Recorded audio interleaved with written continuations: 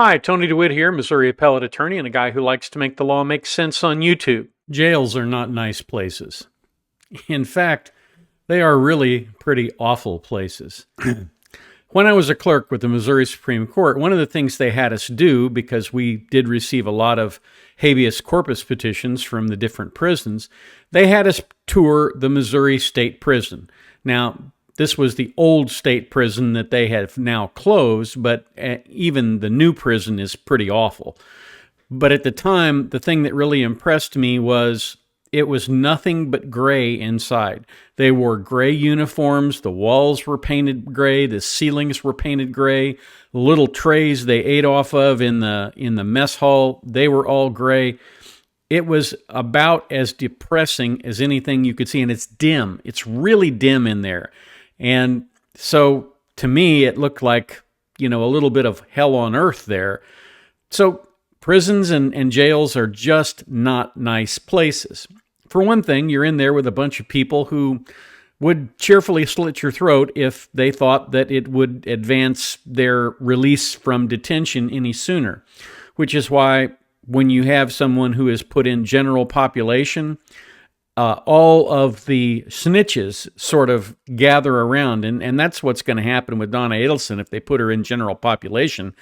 The snitches are going to go to her like flies to feces. And as a result of that, she's definitely going to wind up saying something that hurts her case. You can take that to the bank. You can thank me later. On the other side of that coin, the United States Army operates the United States Army's disciplinary barracks. Now, the disciplinary barracks is a really nice term for essentially the military's federal prison. So if you desert, if you sell secrets to the enemy, if you do other things that are a violation of military law, you can wind up being sent to the United States military disciplinary barracks. And they have a motto. Their corrections officers have a motto there. And the motto is, as punishment, not for punishment. In other words, you are sent there and confined of your liberty as punishment. You are not sent there to be punished further. In other words, punished in different ways. Punished by withholding food or medical care or putting you in with somebody who's going to beat the tar out of you. All of those things make for the operation in the military of a very humane and very effective correctional system. But that said, that's pretty much how all prisons ought to work under our Constitution. But there is a huge difference between someone who is put in jail pending trial, in other words, pretrial detention, and someone who is basically convicted and has lost a lot of their civil rights. And so when we think about what happens when you are detained, you have to understand that they still have the right to vote. They still have the right to communicate with the outside world. They have lost none of their civil rights except for their freedom to leave that jail. And that's the way our system is supposed to work because everybody is presumed innocent until proved guilty. Now, you may have seen that Donna Adelson's attorney has filed a motion to essentially spring her from jail. Now, it's interesting because they didn't file a habeas petition, they filed a motion. It seems to me that if this was really going on and they were really serious about getting her out of the Leon County Jail, they would have filed a habeas petition, and they did not do that. So I'm going to take a look here at the motion, and we're going to go over it, and I'm going to talk a little bit about it, and you can draw your own conclusions from what's going on here. So this is styled as an emergency motion to enjoin the jail for an independent psychological evaluation or release to house arrest. So there's 3 different levels of relief sought here. They want an injunction against the jail. They want an independent psychological evaluation, and they want to have her released to house arrest if the court agrees. Spoiler alert, the court's not going to agree. Anytime you say you're going to fly off to Vietnam and it doesn't have an extradition treaty, you've pretty much documented that you are a flight risk. And I don't know how you could document it any clearer than having your voice on a recording saying, I'm going to fly to Vietnam. They don't have an extradition treaty. So let's take a look at what's going on here. Donna Sue Adelson, pursuant to the United States Constitution, hereby moves this court to enjoin the Leon County Jail from subjecting her to current conditions of confinement and direct the jail to place Donna in a unit where she can prepare for trial and speak to her family, or conduct an independent psychological evaluation, and in order to be placed in a different unit where she can properly train, prepare for trial, and speak to her family, semicolon. Alternatively, she requests to be released on house arrest, coupled with a standard conditions of pretrial release, and in support thereof states as follows, colon. All right. All of that is one sentence. In legal writing, we call that a freight train, because anytime you have to take a breath while you are reading or speaking a sentence, it is too long. You can tell this was written by an associate and not by the primary lawyer who is representing Donna Adelson. It was written by an associate for another reason. See where I have highlighted up there, pursuant to the United States Constitution? If you do that in legal research and writing, at least in our legal research and writing class, when I was in law school, you would have been met with what part of the United States Constitution? The entire document? Are you saying this violates the Commerce Clause? In other words, if you're going to make a claim under the Constitution, you need to be specific. It's a big document. This is just lazy writing here. And the fact that you have an injunction married with a psychological evaluation, and in the alternative, a release to house arrest, this is simply not good writing. All of this should have been, somebody who is a partner in this firm should have taken this apart and sat down with the person who wrote it and said, let me explain to you how this is done, because this is not good legal writing. Now, the partner who is in charge of Donna Adelson's defense is very well regarded, and so I don't think she wrote this, and I think all she did was sign it or allow someone else to sign it. I don't know. The bottom line is, this is bad legal writing, and if I were the judge, you'd have lost me right here. I would be reading this going, what do they really want? And I think that's a legitimate question here. So they go on and they say she's a grandmother. The evidence against her is circumstantial at best. I don't know that that's true. Some of it is circumstantial. We know she didn't pull the trigger, but there is at least evidence, direct evidence, that she washed the money that Charlie used to pay for the hitters. So she's been charged with a crime. There is a presumption of innocence in this country. That is absolutely true. There's also a presumption that if you've killed someone, you might be a risk to the community. So bail is not necessarily always granted in capital cases, and this is very clearly a capital case. Donna is entitled to a fair trial, has a right to counsel, has a right against cruel and unusual punishment, and to date, all of Donna's rights have been violated despite the presumption of innocence in place. Well, not all of Donna's rights have been violated. She hasn't had a chance to vote yet, so that right hasn't been stripped from her. I agree that it would appear, based on what they've said here, that there do seem to be some things that need to be adjusted fairly quickly, and there are probably jail workers who need to be disciplined and potentially fired, but I don't think they have made the case that this is a get-out-of-jail-free card. But the court will understand the import of this motion. This is a shot across the bow. And the reason it's a shot across the bow is because what they're saying here is you're violating her right to participate in her defense. So if by doing this you make it such that she winds up being convicted, it's going to be overturned. So judge, you're going to need to fix this, and it's going to have to be monitored. There's going to have to be a lot of work done here. But again, I'd point out, this is lazy legal writing. All of Donna's rights have been violated. That's ridiculous. And you have to be really careful when you write to judges that you're specific and that you don't get over your skis. You don't overstate your case. because hyperbole in a legal pleading is the kind of thing that can and oftentimes does get people sanctioned.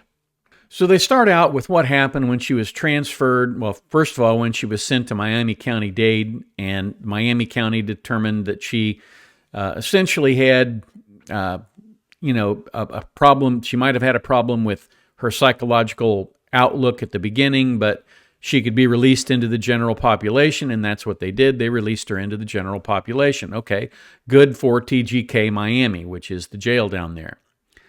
And then on November 20th, she was picked up from the jail and transported to Leon County. And here is where things start looking bad for Leon County. Now, I know a lot of people just absolutely hate this woman, and I understand why you feel that way. I certainly have no love for this woman, and if indeed she is guilty of the things that she's been charged with, she should be sentenced to jail and punished.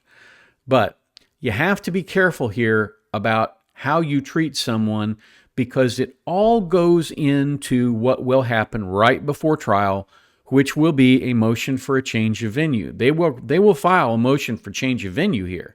There's no question that they're going to do that. And if you start with the very time that she's brought into the county and the way she's treated there and the way she's treated at the jail, well, in that situation, what you're doing is you're making the case for the defense that this is not the county to be trying Donna Adelson in. So with that sort of understanding and knowledge of where we're at, look at what happened to her here. She got transported, and they put her in the back of a van and didn't check on her for 4 to 5 hours. Now, keep in mind, this information came from Donna, right? So we don't know for sure that it's true. They may bring in these officers and say, hey, look, we looked back at her. Every 30 minutes we looked back to make sure she was still alive. She was doing fine. And then after 4 to 5 hours, she pulled this, I'm dehydrated thing. And we had the paramedics come, and, she didn't wind up in the hospital, so she must have been pretty good. I'm pretty sure that's where they're going. That's what the defense will be, or I should say that's what the state will be. The state will be defending itself in that way.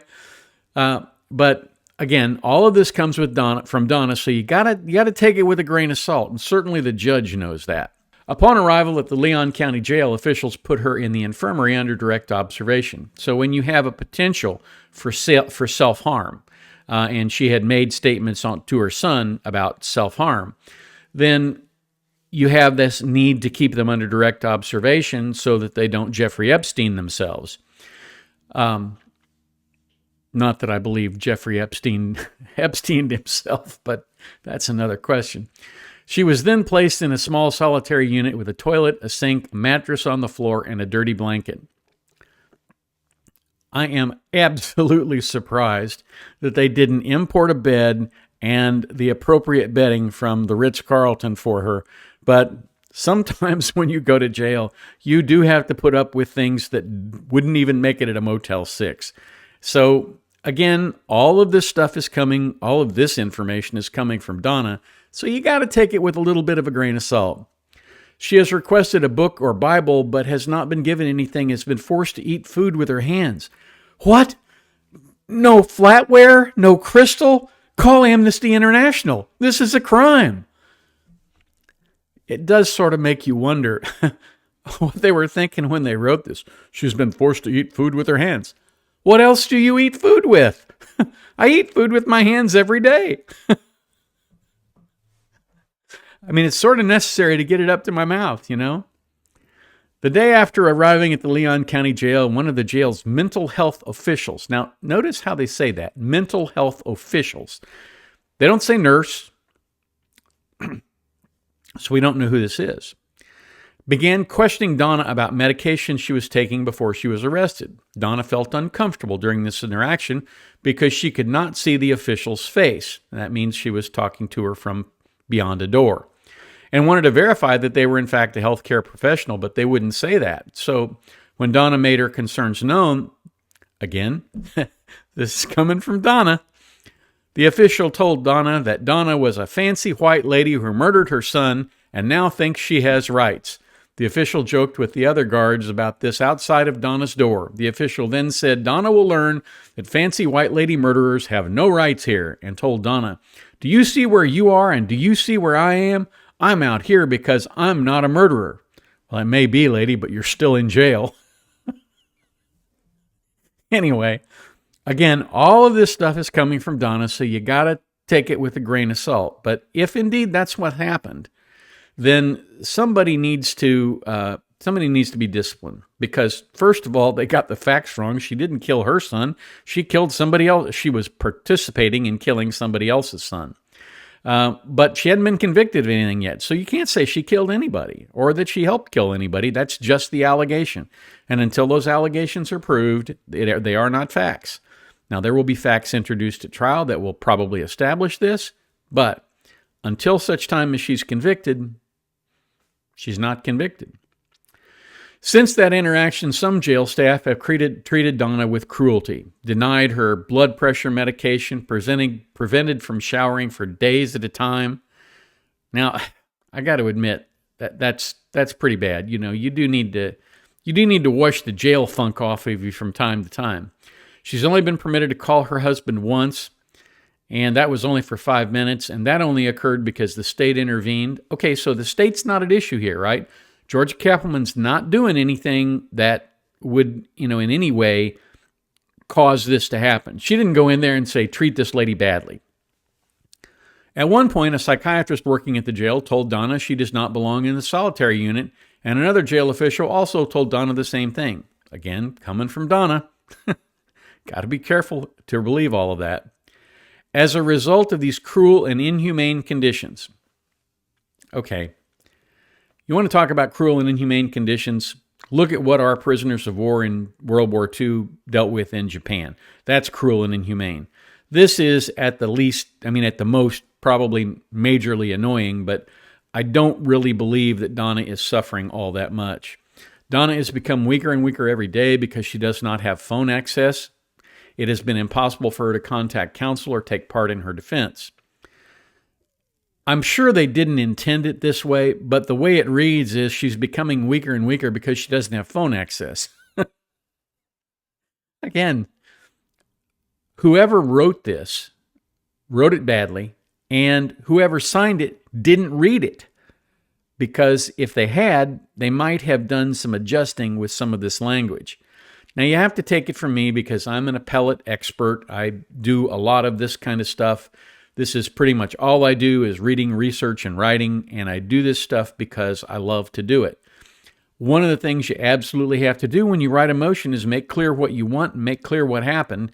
And in this situation, they are muddying the waters. It's not a well-done motion. Both the undersigned counsel and the state have tried to get help from the jail to no avail. Again, I'm sure that the state has no piece of this. This is probably just people at the jail thinking, well, you thought you were going to get away from us, but you didn't. And again, that even assumes that it happens. And they make some good arguments here. The Sixth Amendment right to counsel guarantees the right to effective assistance of counsel. That right attaches as soon as you're arrested. It's inextricably linked to the criminal justice system. And it is absolutely necessary for her to participate in her defense.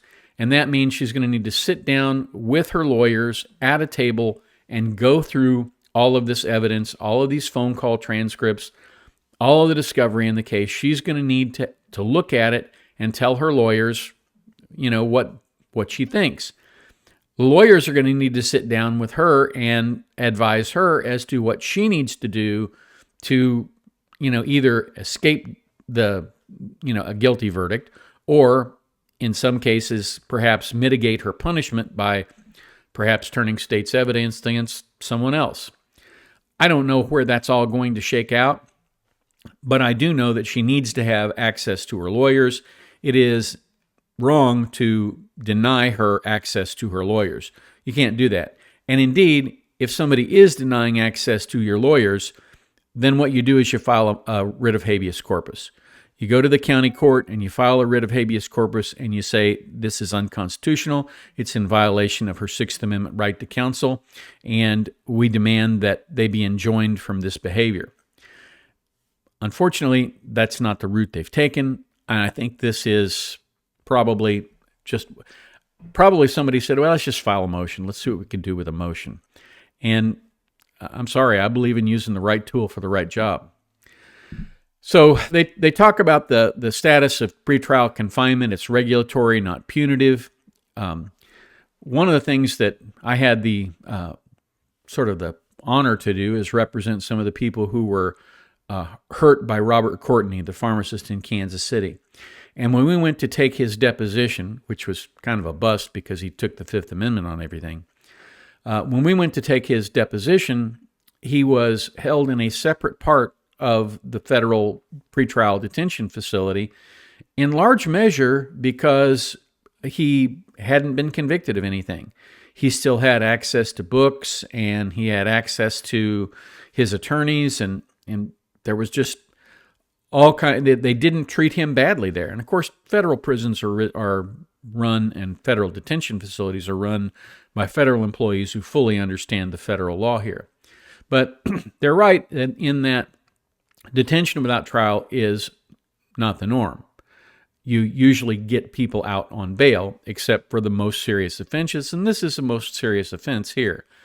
If a condition of detention is not reasonably related to a legitimate goal, if it is arbitrary or purposeless, a court may permissibly infer that the purpose of the governmental action is punishment that may not be constitutionally inflicted upon detainees.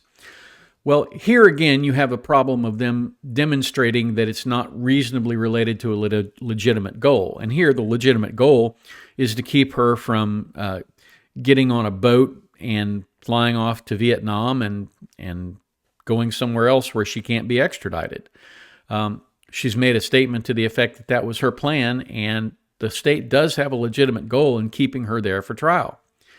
So, in my way of thinking, or to my way of thinking, you want to avoid that sort of problem that you might have, and the judge is not going to release her on home confinement. He's not going to put a GPS monitor on her because he knows that, in large part, many times those ankle monitors don't get the monitoring that they deserve. A lot of them are provided by private companies.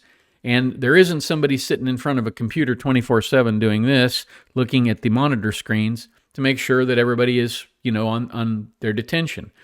So that's a huge problem. And I think that in this particular case, there is absolutely no way that they are going to let her go to home confinement, because home is not in Leon County. Home confinement is back in Miami. And Miami is really close to South America, from which she can get to Venezuela, which doesn't have an extradition treaty either.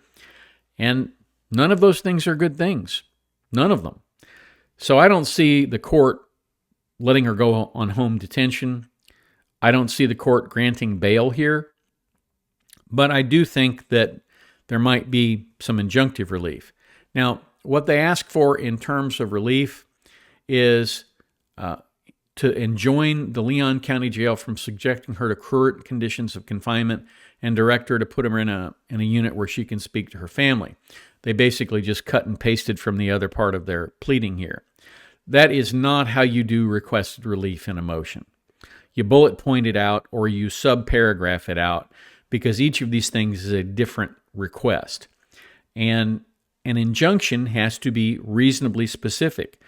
In other words, if they want an injunction, they need to word their request for relief for exactly what they want. And again, this is badly written. So the state, through Ms. Kappelman, has said that they defer to the court regarding enjoining the jail, and they oppose her release from pretrial confinement, which is exactly what you would expect them to do. So the Miami firm here that filed this on December 5th, I really believe that there's probably very small likelihood that you'll actually see an injunction. I think what you'll probably see is this lawyer come in and demand that the state produce the people in the jail who did her intakes and who requested information about her medications, put them under oath, And that should be sufficient to make them straighten up and fly right.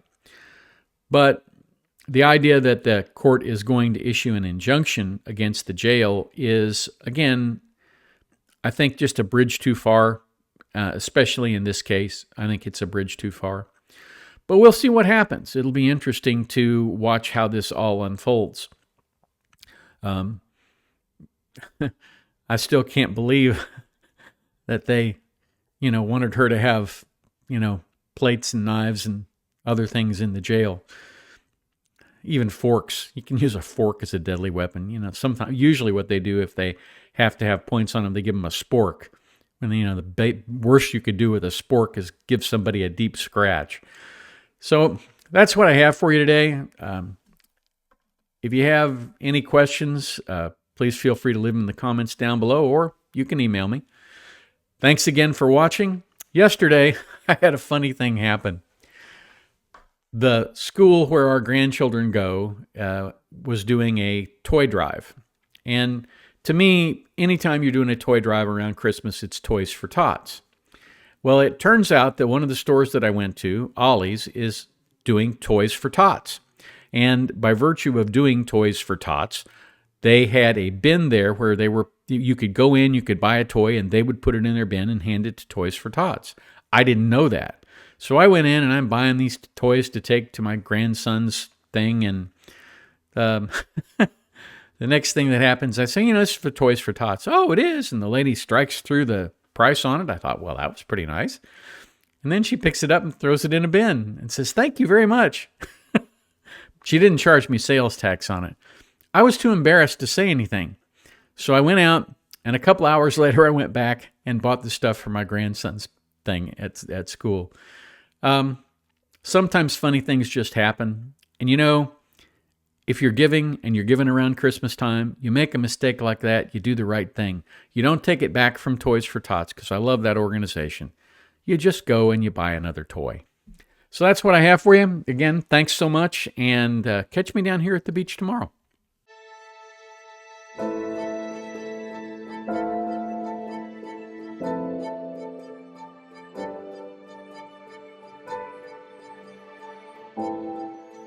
If you like this video, here are a few others you might try, and don't forget to subscribe. Have a terrific day, guys.